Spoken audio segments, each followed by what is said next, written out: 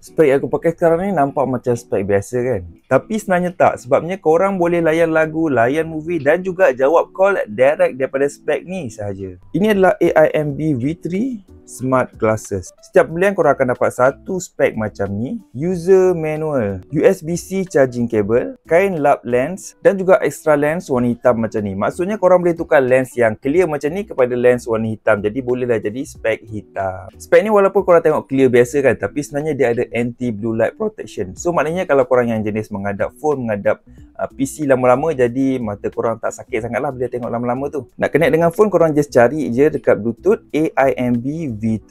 Tekan dan terus connect lah dengan spek ni. Tapi sebelum tu korang jangan lupa on dulu. Nak on dia korang tekan dan hold je button dekat tepi ni. Dekat bahagian tepi spek ni ada dua button lah. Satu button bulat dan juga satu button warna merah. Untuk kontrol spek ni lah, untuk kontrol player, music dan sebagainya. Kat bawah ni ada port USB-C untuk charging. Nak jawab call, korang tekan sekali je button warna merah ni, dah terus boleh jawab. Dan inilah bunyi dia.